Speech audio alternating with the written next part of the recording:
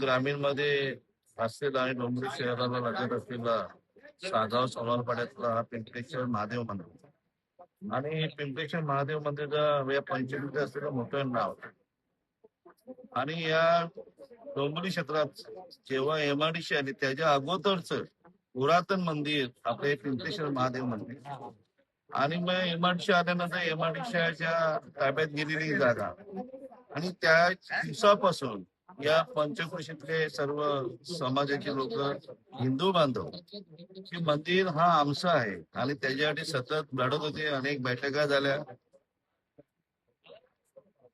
राज्याच्या धर्तीवर अनेक बैठका झाल्या. या कल्याण लोकसभेचे लाडके खासदार सन्मानित श्रीकांतजी शिंदे साहेब, आधीचे माजी राज्यमंत्री सन्मानित रवींद्रजी चव्हाण साहेब, ज्येष्ठ नेते जगन्नाथ पाटील साहेब आणि ते सर्व पदाधिकारी आणि ट्रस्टीचे सर्व ट्रस्टीगण वारंवार राज्य सरकारकडे मागणी करत होते की पिंपळेश्वर महादेव मंदिरची जागा आहे आणि ही आमचीच आहे. पण आंदोलनं झाली, उपोषणं झाली अनेक वेळा.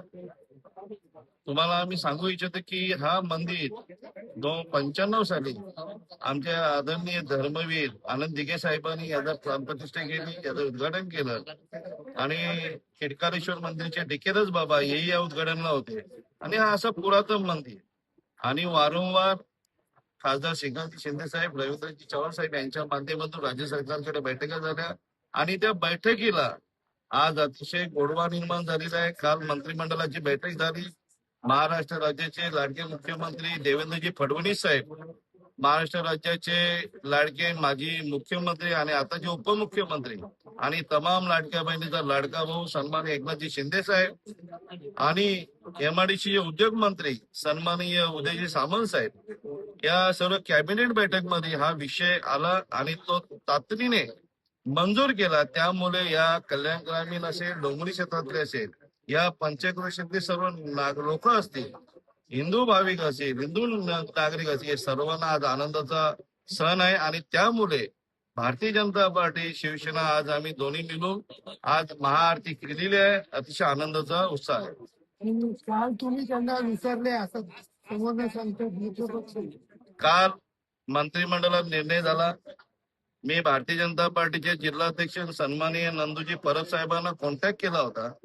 नंदूजी परब साहेब आणि त्याची संपूर्ण टीम अलिबागला प्रशिक्षणासाठी गेले होते. त्यामुळे भारतीय जनता पार्टीचा इथे एकही पदाधिकारी उपस्थित नव्हता. मी जिल्हाध्यक्ष नंदू परब साहेबांची परवानगी घेतली की बाबा आम्ही इथे आलेलो काय करू, तुम्ही पूजा करा असे आम्हाला नंदू परब साहेबांनी सांगितलं. म्हणून आम्ही काल पूजा केली आणि आज दोन्ही मिळून दिवस ठरवलेला होता आणि आम्ही मोठ्या संख्येने इथे सर्व भारतीय जनता पार्टीचे पदाधिकारी, शिवसेनेचे पदाधिकारी, सर्व नगरसेवक इथे उपस्थित आहेत. आणि मी मनापासून दोन्ही पक्षाचे ज्यांनी ज्यांनी या पिंपळेश्वरला पाठिंबा दिला, ज्यांनी ज्यांनी मदत केली, त्यांचं मनापासून मी अभिनंदन करतो आणि राज्य सरकारचं अभिनंदन करतो. एकंदरीत काल त्यांनी परवानगी दिली तर आज पुन्हा भाजप महायुतीचं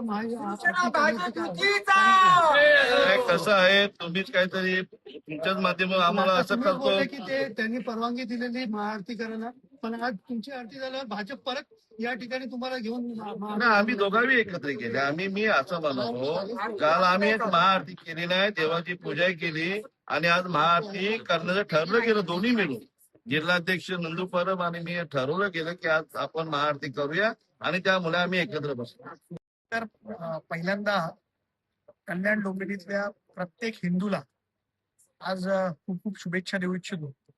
कारण अनेक वर्षाचा पिंपळेश्वर मंदिराचा संघर्ष काल कुठेतरी समाप्त झाला आणि हे पिंपळेश्वर मंदिर आणि त्याची जी जागा आहे ती या समाजाची, इथल्या समस्त हिंदू लोकांची आहे असं राज्य सरकारने निर्णय घेतला. त्याबद्दल मी महाराष्ट्राचे आमचे लाडके मुख्यमंत्री देवेंद्र फडणवीस साहेब यांचा खूप खूप आभार मानतो.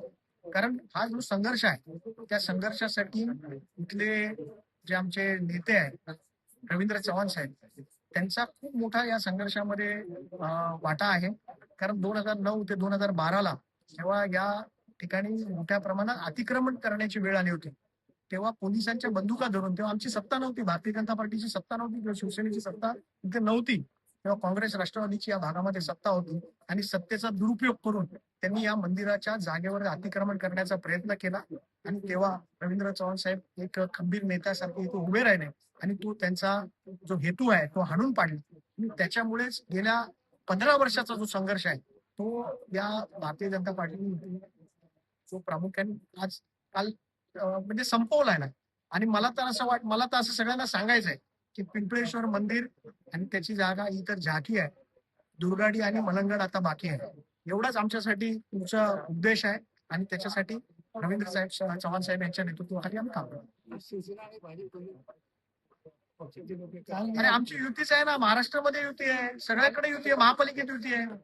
भाजपचे लोक घुसले नाही. नाही, काल ते विसरले असतील पण आज आम्ही त्यांना विसरलो नाही. आम्ही सगळे एकत्र आहोत. तुम्ही असं कशाला भेदभाव करता आमच्यामध्ये कुठलाही भेदभाव नाही. आमची युती म्हणजे ती अटूट आहे. तुम्ही त्याला बिलकुल काळजी करू नका. आम्ही आमच्या नेत्यांच्या नेतृत्वाखाली काम करतो. करण्यात आल्या आरती करून आपण जो निर्णय आलाय त्याचं स्वागत केलेलं आहे. मात्र काल शिवसेनेने या ठिकाणी अशा प्रकारची आरती केली आज भाजपकडनं करण्यात आली.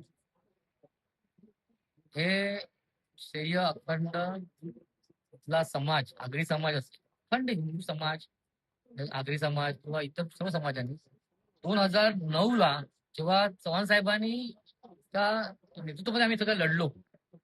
फर्नांडिस म्हणून एक महिलेने इथे येऊन पोलिसाच्या बळाचा वापर करून गेट मारला होता.